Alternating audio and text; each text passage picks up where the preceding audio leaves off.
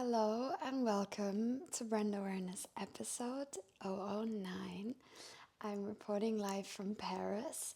If you are listening to this and not watching to this, are you kidding me? Maybe I should have had a second coffee.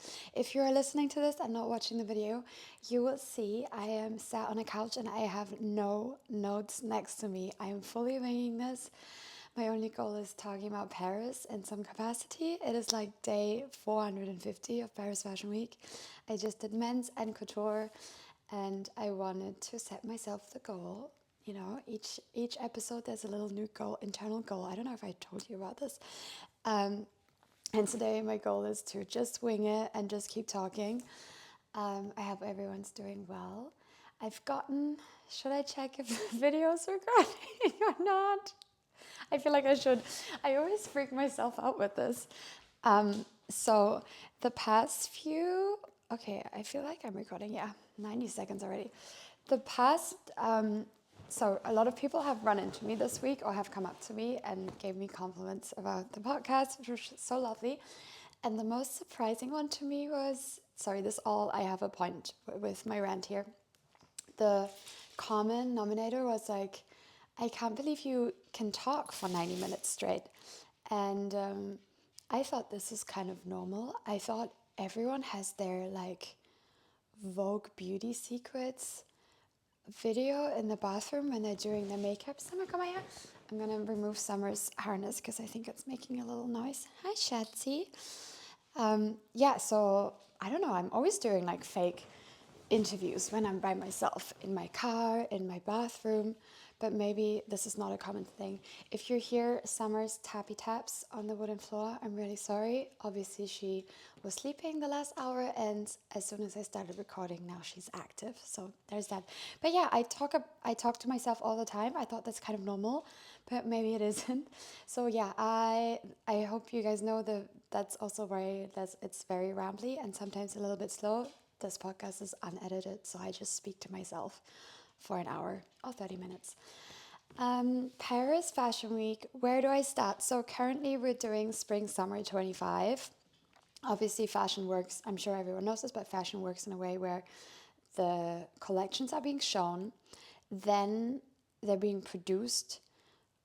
This takes 6 months for the clothes to be in stores, and sometimes a collection is shown, and if this is a wholesale brand, aka going through other channels to sell the clothes, the days after the shows, the buyers of the stockers, like a Nordstrom, a Net-a-Porter, a My Theresa, they are virtually or in real life going into showrooms and selecting their buys. And then, depending on the contracts, either they pay up front or the brand produces everything at first and then delivers and then they get paid. Everyone has a different contract. But yeah, this is why we are working like 6 months in advance. Anyways, it's Spring Summer 25 for men's, and then the women's will be in September.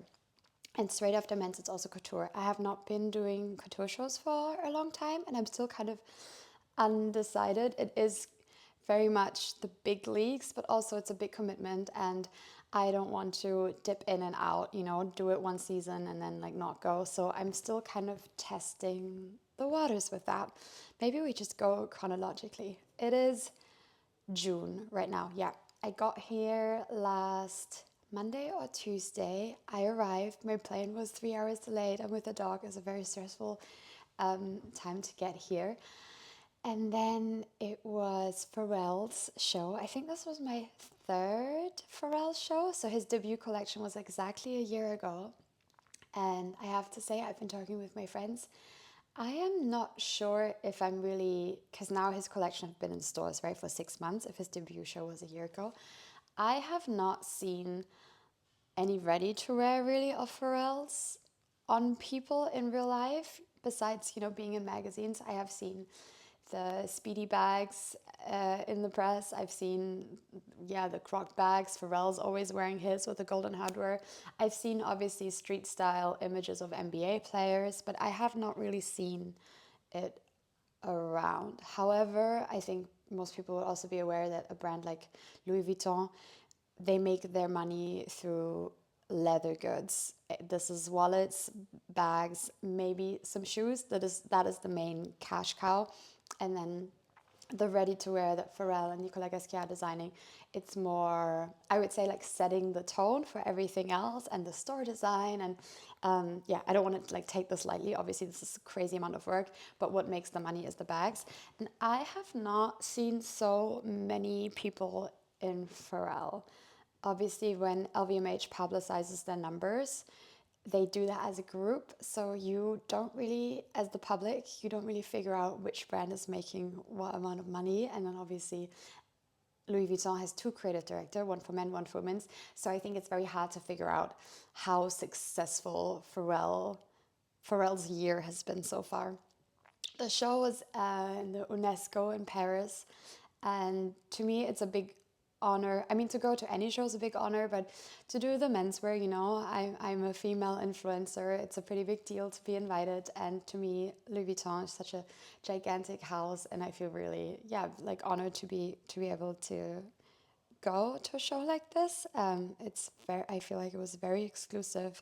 The vibe there was amazing, I have to say. Also, that's what I'm expecting from a Pharrell show, but the music was insane. I think there was like not I think there was a live orchestra.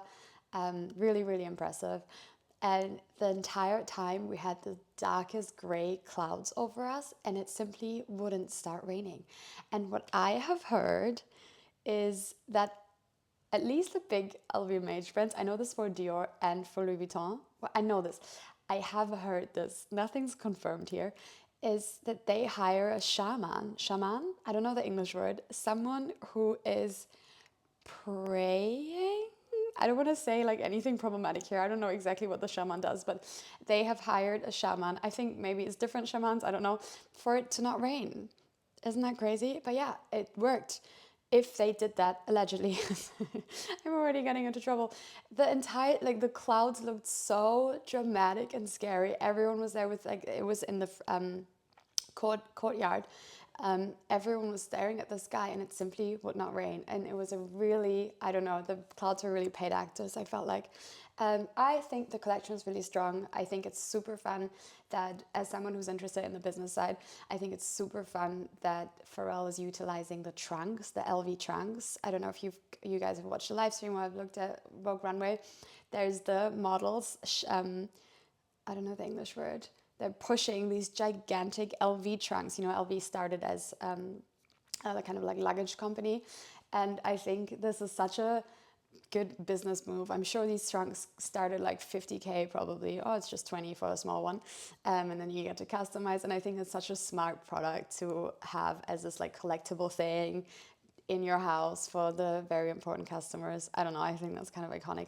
I think Pharrell's ready to wear is less imaginative than Virgil's. Virgil had the bomber jacket with like the Eiffel Tower came out of like 3D everything, but really hard to produce. It was very creative, and I think Pharrell's is a lot more wearable. Also, more slimmer silhouettes. The suits. Not everything super baggy. So to me, it's very wearable. However, like I said at the beginning, I don't see a lot of it in real life. Partly maybe because it hasn't really hit the stores yet, or maybe it's not even getting produced. Sometimes you see crazy stuff on the runway and it never makes it into the stores. The shows are also just a huge instrument, obviously, for marketing. So yeah, I'm not sure yet what's happening, but I have to say I really like what he's doing there. He seems like a nice person. I don't know, has like very calm energy, always brings a team out afterwards. I think that's a really lovely note. Yeah, so that was that. What else? I feel like what I've heard from most people is that men's was kind of calm. Obviously, that has to do with what's happening in the world, what's happening with the economy. Everyone has to scale back a little bit. Shows are getting canceled. Everything's getting more expensive. Being in Paris was super expensive. They're about to have the Olympics. Everything's being set up. So people are charging triple the price for their hotels. So there was just a lot going on. I also, I went to Dior, Kim Jones Dior. I went as, I think I explained this already. I can go as press or as talent. And usually men's, I mostly do the shows as press, which means I don't get dressed. Oh, should I talk about my LV outfit? I don't know if you've seen this. I wore my Steven Sprouse collaboration bag that was under the reign of Marc Jacobs. We've recently seen Rihanna wear it all over town, so I'm very excited that I have the same bag, and obviously now it's like quadrupled in price. So that was really cute.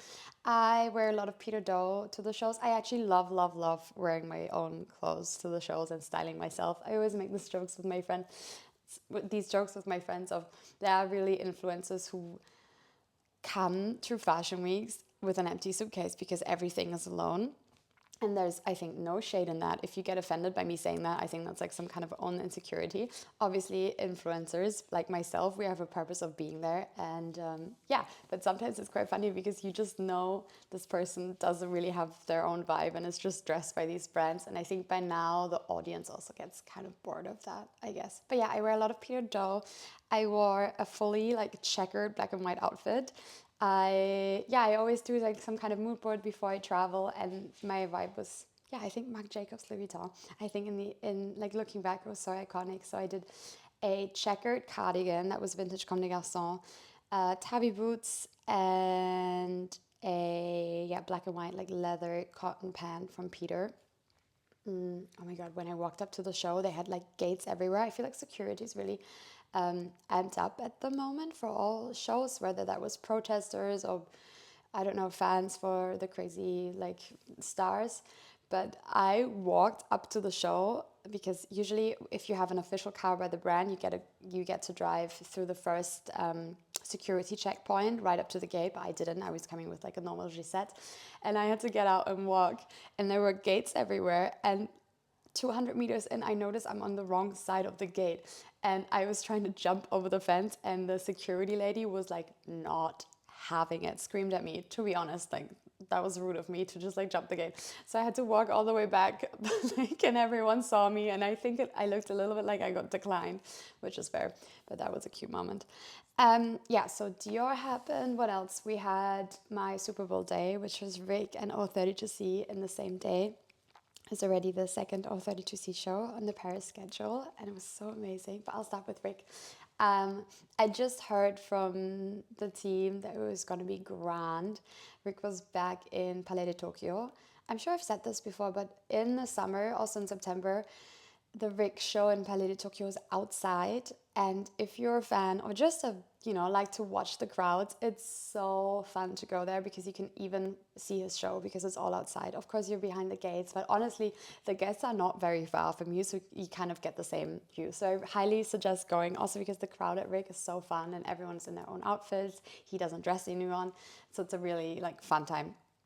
I wore entire studios to the Rick show, a really cute, I think it was silk dress that they sent me a few months ago, and I've never really had the occasion to wear anything. Rick did shade me a little bit for not wearing wigs, so I have to step up my game for the next show, to be honest. The show, he had 200 models, a lot of non-models and fans of the brand and street cars and all different body types, and I think the show was emotional. I don't know if you can find the press release online. There's also a lot of deeper meaning behind the music that he chose, and he really made a statement there, but a tasteful statement, I would say. And the show to me was also a flex. To be able to send down 200 models in different body shapes, it means you had to produce all of these samples in different sizes, right? That cost a lot of money. And in the end, if you look at the show, there's only like 10 looks in the end. Like, it's not merchandisable. I don't know. To me, that's such a flex because nowadays what happens at shows is the models are about to walk out on the runway and they're like, okay, let's put one more bag on them, let's put one more earring on them, things that you can sell, right? Like the show is like a trade show. Products are meant to be sold. And Rick just sending down 200 models in the same boot, in the same beige short shorts. I don't know, to me this is a flex of like, I'm here, I'm still independent, I own my own company, I never got bought by any kind of group. I'm here showing with 200 models with like 50 different body shapes. Everyone is fitting the cloth. Like, I don't know, I think it was such a boss move, and him acknowledging, I'm saying this as a fan obviously also, but like him acknowledging that really he is the man, you know?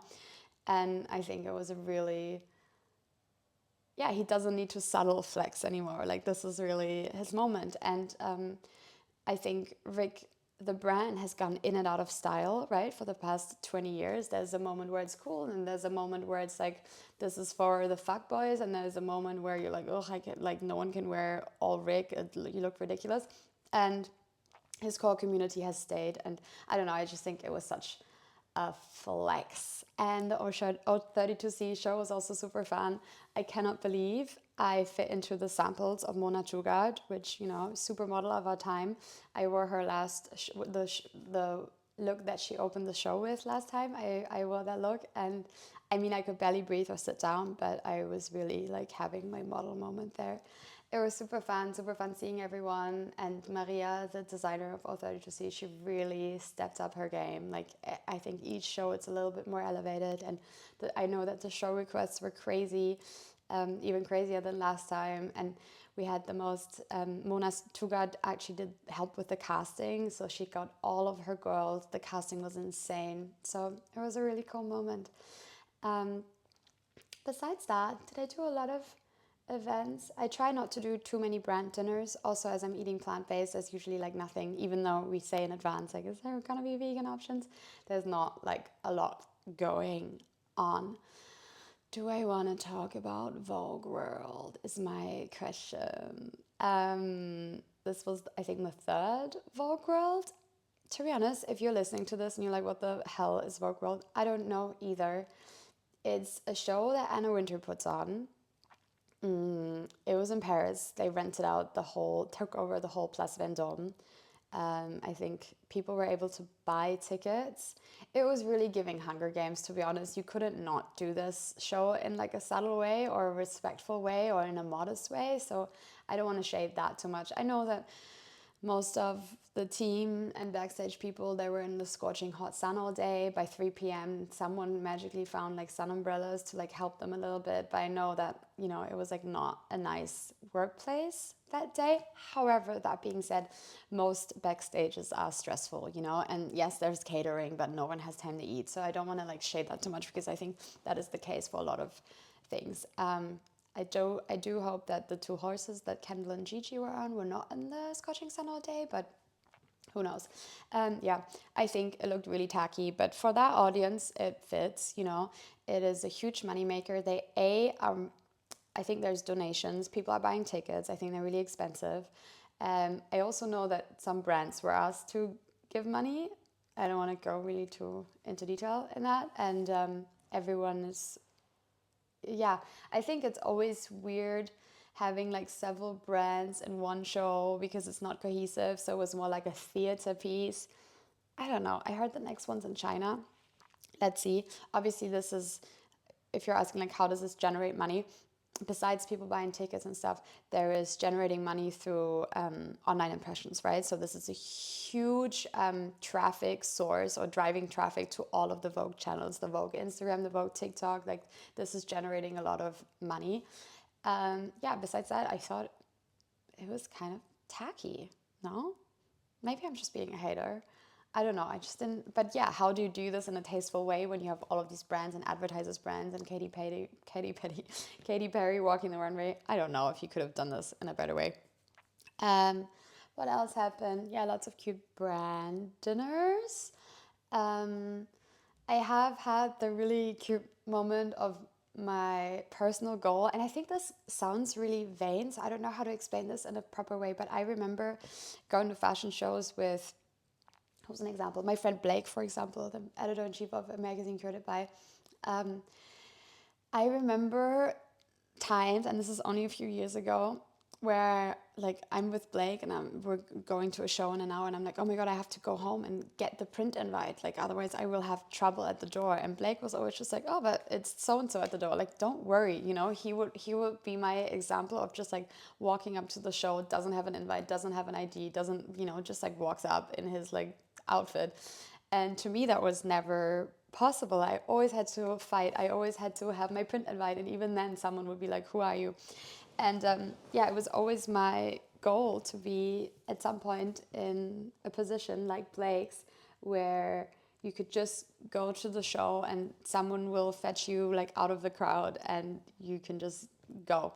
Anyways, I have slowly reached that, and it happened without me noticing. All of a sudden, I'm looking back and I'm like, oh my God, I can just go now. I don't know if I'm making sense with this, but to me, that is such a like magical experience of like going to the show and the people at the door know you, and even going to the show and knowing most people, not most people, but knowing like 20% of the people inside and having someone to talk to. And I think fashion week and fashion shows can be so nerve-wracking for so many different reasons. And as a talent, you know, maybe you don't fit the samples, maybe you don't feel comfortable in that outfit they were giving you, and you have to walk next to the street style photographers. Then it's the door, then after the door you cannot forget to do your photo call. Like, there's all of these things to think about. Obviously this is not a hard job, I'm not complaining at all, but it can be nerve-wracking. And by now I've reached the stage of calm and just being excited to see my friends there, and getting to go backstage after to congratulate the designer. I think these are all, to me, it's a very out of body experience that I am at this point. And I thought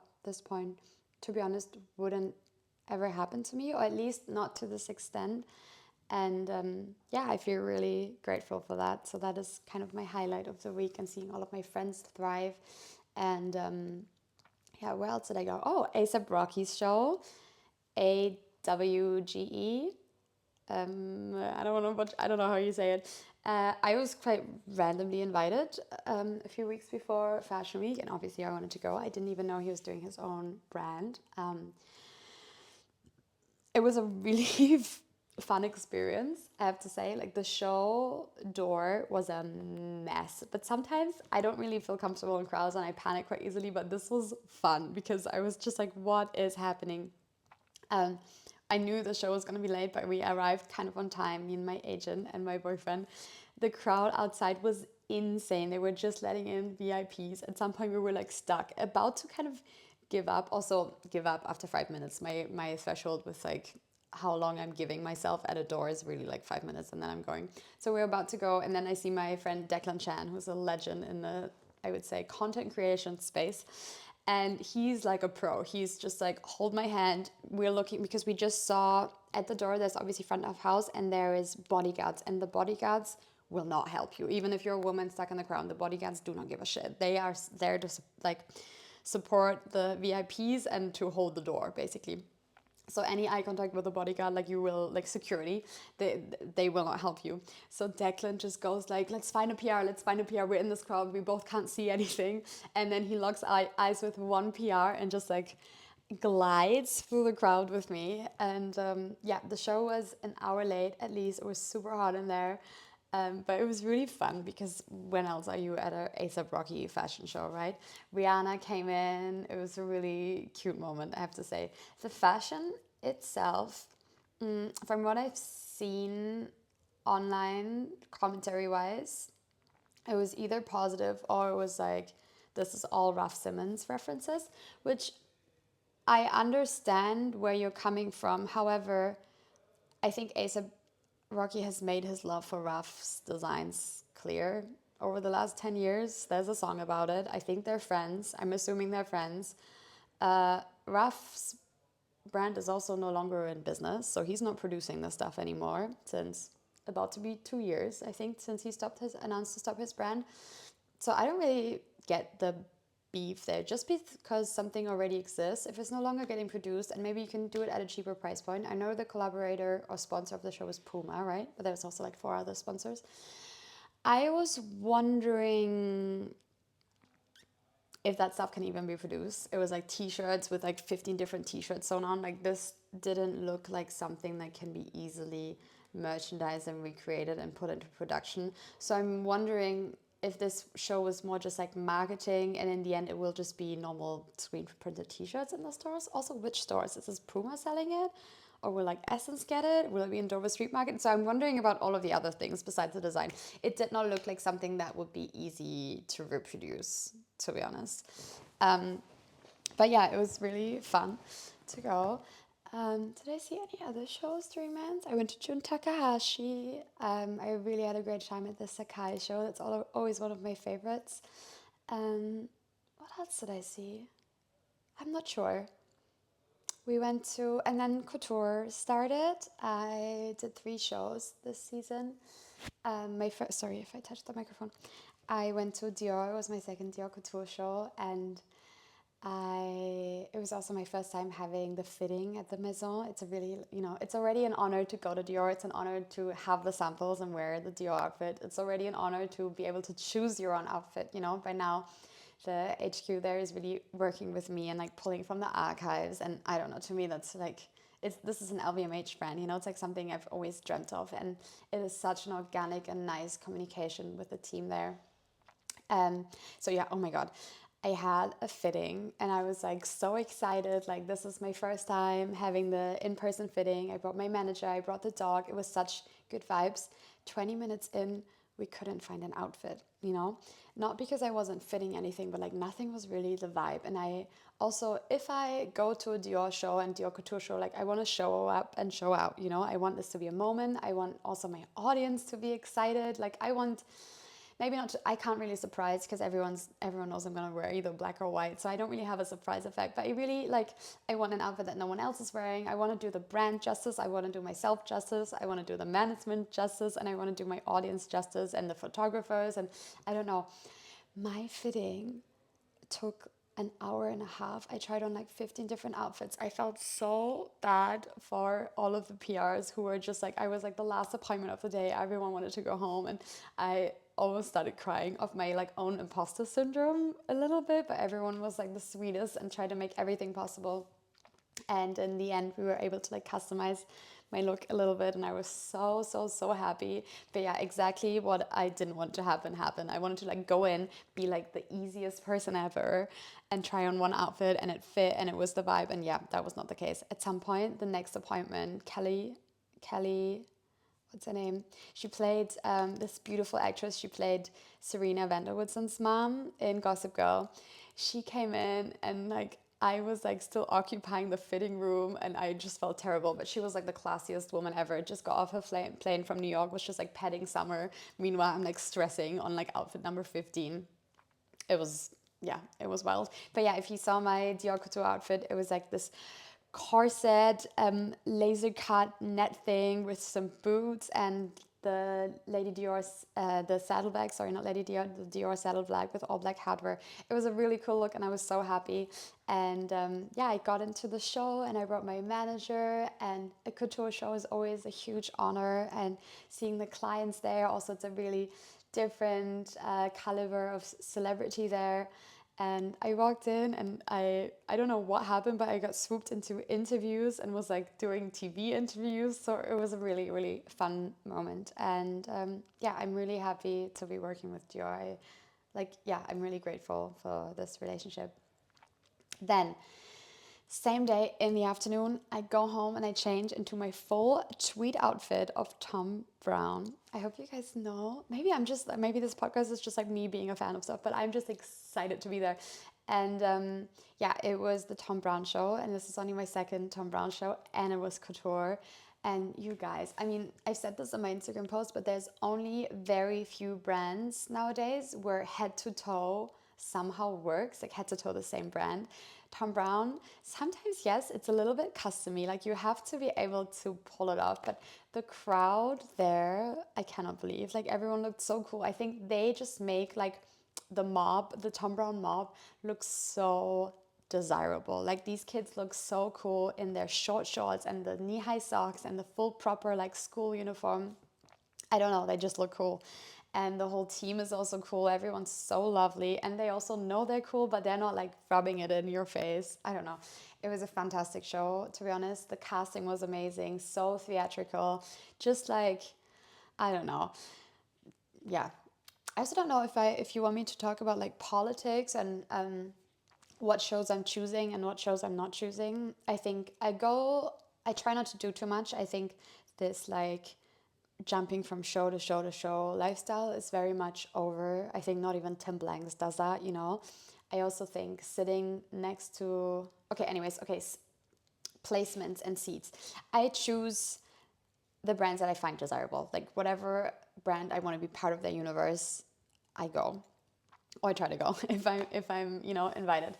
I my general rule of the one of my management is yes, we try for front row, but it really depends on the brand. It depends on where it's possible. You know, I'm not like gonna sit front row at Dior couture. I'm not there yet, and there's brand ambassadors and there's celebrities and that there's editors in chief, and that is not me yet, you know. So I think you always pick and choose. There's smaller brands where maybe I wouldn't sit somewhere else, and this seems like such bullshit, but it is important, where you see that, a, for content, but also who sees you with who. Everything is very political, and it's always navigating, does this benefit you, does this benefit the brand more than you, and it's about respect. And sometimes if I don't like the seat that I'm being offered, I will happily politely decline. But it's also, I think the most fun thing is when you're sitting with friends, you know. So at Tom Brown Couture show, obviously I'm not sitting front row there. It's like the most important people ever. But I'm sitting with my friends and I'm having the best time. And if you still, you know, there's still good views in certain seats. So I think that's always fine. The only thing, yeah, I think to me it's more important who you're seated next to. I am not the most confident or chatty person, but I try to always introduce myself, whoever is next to me. And some people have a good vibe and want to meet other people, and some people are either shy or they don't want to meet anyone else, or they're also just assholes. Like, for example, I have one person who sometimes I'm grouped with them because we're kind of in a similar space where we're not fully an editor, we're not fully an influencer, we have a bigger platform and kind of relevancy. So there's, for example, one person that sometimes I'm being seated next to, and from the next seasons I will actually ask to not be seated there, because this is a person who's gotten who's also worked really hard, but has gotten very big in the last 2 years and very relevant, and is at every show ever, but has like crazy bad vibes, like really crazy bad vibes. I never like this attitude. It's always this like, I'm so busy. I'm working harder than everyone else in the room. I'm so blah blah blah blah blah. I also think doing all the shows, we're not saving lives here, right? And this attitude of like, I have to go to the show. I don't know if I'm making sense with this, but like, you don't have to go to any fashion show. You have to go if you're an editor in chief and they're an advertiser, right? If Louis Vuitton is paying for ads in your magazine and you're the editor in chief, like, you will go to the show. And you will have to go to the show if you're in a contract, like a Zendaya having an LV contract, you know, probably in her contract it says you have to attend to ready-to-wear shows of the women's. Besides that, I don't see any reason why someone's like, I have to this, and I have to do this, and I have to run after, and I have, yeah. And this person is really the like, I'm the busiest, and I'm doing this all by myself, and like everyone wants something from me. And yeah, I was sat next to him yesterday at my last couture show, and I was really just like, I'm just like trying to not soak up the bad vibes, but sometimes it's bad vibes. But yeah, so there's all of these different politics going on of like who you're sitting next to, where you're seated. And yeah, this seems like such a irrelevant thing. And I think when you're happy to go to a show, yes, you'll kind of sit anywhere. You know, I'll sit anywhere at Rig. I would stand anywhere at Comme des Garçons. But when I talk to my management, they're more like, this is important for your image. This is where you should be seated. If we're not happy with our seat, we won't go. Yeah, personally, I try to not take it so seriously, but you know, everything is a business move. And when certain people see you next to certain people, it might be a benefit for you. It might be the invite for something else. So yeah, this seems like very vain, but this is how things work in the end. What else was fun? Oh, the GQ after party, as always, super fun. It's always during men's GQ US at L'Avenue, and I think we arrived quite early, and I was actually about to leave and go to bed just because it was like super packed in there.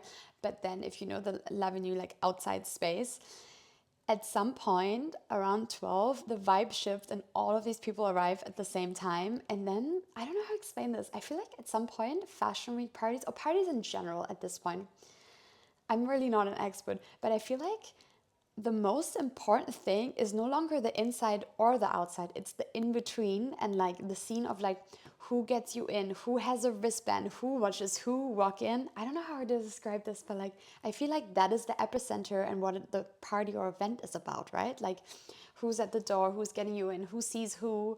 who sees who getting declined, who sees who leave early, who sees who arrive early. It's so much more important nowadays than the inside or the outside, this like in between. Anyways, so that was super fun. What else? What other events did I go to? Oh, honestly, do I talk about this? I went to Kendall Jenner. She's the creative director of Forward, which is a stockist. I think e-tailer. I don't know if they have brick and mortar, multi-label e-tailer. And I went to her, she had a cocktail at Giraffe. And honestly, it was like really, really, really exclusive, like just a good crowd there. And one thing about a fashion crowd is they've seen it all, you know, like a superstar walks next to you, like you're not going to come up to them and take a selfie. Like that is not the vibe. And even if it is the vibe, you know, the celebrity knows what they're signing up for. But yeah, in general, I would say fashion people have seen everything. No one's really fazed by anyone. We're all like chill. We're all excited to be there, but no one's like bothering a celebrity, I would say, you know? And this event, it was a really good crowd, like just good people. Everyone kind of knew each other. And Kendall Jenner, who's the host of this event, is just like in her section behind like 8 bodyguards. I mean, it was hers and her boyfriend, I would say, but they just stood behind this wall of bodyguards. No one was able to walk through there or next to there. They were like super intimidating, and we were all just, no, I don't want to speak for everyone else. I was just like, this is so unnecessary. Like, no one is gonna come up and bother you, you know? The maximum that's gonna happen is like someone's gonna say hi and like you wave and smile. But yeah, that was really a vibe kill. And I have to say, in general, security or like bodyguards at parties that are already really exclusive, like, is there a need for that? I don't know. That was that. Yesterday I was at a burrito dinner. What else is going on? Yeah, that's really my like little roundup on Fashion Week. I don't know if I gave you too much, like enough info. Um, Obviously, I always want everything to be like a timeless episode, so I don't know if I should talk about the current gossip and whether or not that will age. Well, everyone still is very unsure what's happening at Chanel. Obviously, I would love for the Eddie thing to happen, Eddie Slimane, but it's also hard to imagine a company like Chanel giving up power to a creative director like that, right? Like Eddie, no matter how talented, is always beefing with everybody. I don't know if Celine is even like putting ads in Vogue right now.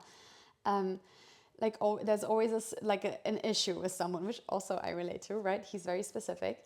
However, I can't see a maison like Chanel putting up with someone being so specific. I'm sure he would want to, you know, he goes 100%, wants to 100% creative direct the perfume, maybe he would want to do men's. I don't know if Chanel even wants to have menswear. So I'm very curious to see what's happening there. We're still waiting for a Givenchy announcement. I could see Sarah Burton, to be honest. I think that would be fabulous. Givenchy to me is kind of a heartbreak, right? Like, this was one of the first brands to me as a teenager that was so desirable, the Riccardo Tisci era. It was the first one of merging high fashion and pop culture and dressing Madonna and Beyonce for the Met Gala and like all of these crazy things happening. And I think it was such a moment, and not just a moment for 10 years. And then Matthew obviously didn't work out. I don't know if I want to talk about why it didn't work out. I think there's so many different reasons. I also think in the end, Givenchy is still a European brand. And I think what Matthew did, I can tell from first-hand experience, cool doesn't pay, right? So just because you're cool doesn't mean you're like approachable, doesn't mean you speak to everyone. And I know when he started, and he had two kind of testimonials. It was the rapper in LA. It was like the Playboy Cardi, which is, you know, one of the most popular rap artists of our time. And then like the Kardashians and crazy K-pop stars. However, and also he only worked with quote unquote cool people. But I think the random girl in Düsseldorf who wants to buy an entry-level bag at Givenchy couldn't like relate to any of that. I think you still need I think he still needed the commercial part, like a Chiara Ferrani to, maybe not anymore, but a Chiara Ferrani type, you know, like a girl with like buying power for these like Munich, Düsseldorf, Paris girls to make the entry-level bags desirable. And I think that part was missing. Like it was just cool. And Givenchy to me is also it's about tailoring, it's about couture, and I think Matthew just didn't have any of that. And I think LVMH wanted to recreate this Virgil archetype, but the community just wasn't there. So yeah, I'm very curious to see what's happening there. I would love a Sarah Burton moment, but let's see. Um, I'm wondering if Daniel Lee gets to stay at Burberry and like what's happening there, because I don't think that's working. Who else? I feel like Pierpaolo doesn't want to go anywhere where he wouldn't be based in Italy. Like, I don't see that happening. Who else are we waiting for? Yeah, yesterday was Balenciaga Couture. I'm not a Balenciaga girl, so to me, the story is just like a little bit over. Okay, there's construction starting next to me. Yeah, that's a wrap on my Spring Summer 25. Obviously, Women's is coming in September. Let me know what shows you found interesting. I don't know, did I miss talking about anything interesting? I'm sure I missed everything. Um, I am going back home tomorrow to Berlin, have a little break. Well, not really a break, but working on just like admin stuff. I'm trying to do like a South of France vacation end of the month, end of July, which I'm really excited for. But yeah, thank you for everyone who came up to me in Paris to say that you're listening to the podcast. It means the world to me. And yeah, thank you for your support. I will stop this now because I can hear the construction. Okay, love you, and I hope everyone is having a good week. Bye.